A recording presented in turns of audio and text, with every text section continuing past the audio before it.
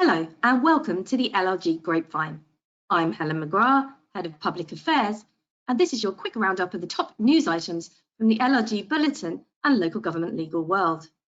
Last week, the House of Commons voted by 319 to 248 in favour of a 1.25 percentage point rise in national insurance contributions from next April to address the NHS backlog and support social care funding.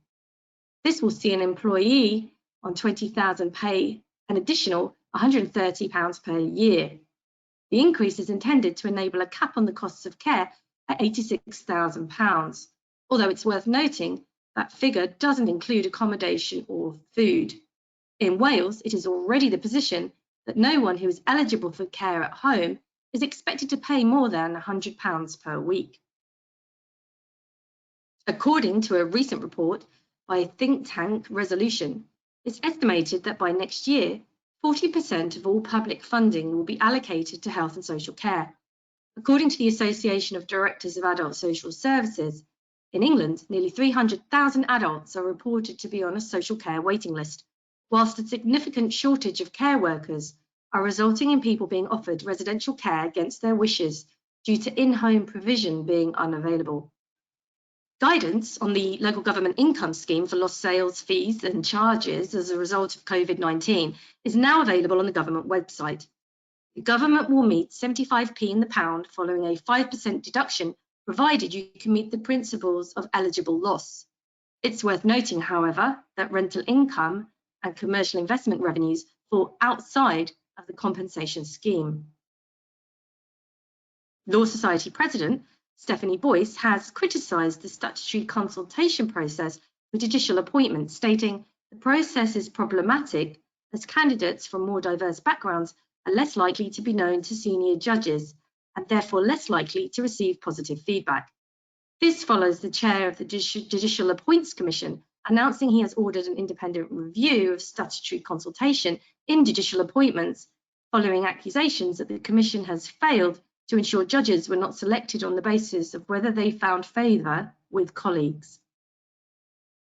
The temporary regulations to allow schools' appeals to take place virtually until the end of this month have been extended for a further year under regulations entitled the School Admissions England Coronavirus Appeals Arrangements Amendment No. 2 Regulations 2021. There's still no sign of a response from the government yet, in respect of their call for evidence on local authority virtual meeting provision. The LGA reports that 3/4 of councils in England do not have formal policies for paternal or maternal care for councillors, as suggested by research carried out by the Fawcett Society, which reports it contributes to a lack of women pursuing careers in local government. The Society said that there'd been an increase in the amount of councils with maternity and paternity policies and urged local authorities who don't have policies to follow guidelines set out by the LGA and adopt them. A report from the Housing Ombudsman covering April to June 2021 shows a 21% increase in the volume of inquiries and complaints received compared to the previous quarter. The report, which is the latest in a series of reports entitled Insight, showed that the watchdog received 7,276 inquiries and complaints between April and June, up from 6,010 between January and March 2021, with the most common issue complained of being around property condition. The Biometrics and Surveillance Camera Commissioners consultation closed last week on an update of the Code of Practice for local authorities and police using cameras. The draft provides that any use of the technology or other biometric characteristic recognition systems needs to be clearly justified and proportionate in meeting the stated person and be suitably validated.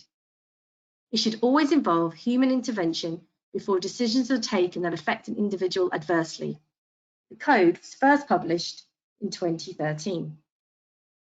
And finally, a private landlord will have her appeal of a £7,000 penalty for failure to licence a house in multiple occupation decided by a different judge after it was initially refused by the first-tier tribunal because her solicitor failed to pay the hearing fee on time, the upper tribunal has ruled. In Silber and the London Borough of Barnet, the striking out of Miss Silber's case was found to be a draconian and disproportionate response to a default that arose from a minor error, namely her solicitor's misunderstanding about which fee was referred to, where Mrs. Silber herself was not at fault. The solicitor had been on holiday in Brazil at the time, having paid the application fee. The time period from the refusal at first tier to the listing of the actual hearing could have rectified the matter by an order requiring immediate payment. For links to all items raised in the podcast or to view our full bulletin, please go to lawandgov.org.uk, where you can also book on via our training pages to a host of courses, including our governance conference in Cambridge on the 4th of November. That's it from me. Next week, the podcast will be brought to you by the bulletin editor, Dennis Hall. Have a good week, everyone.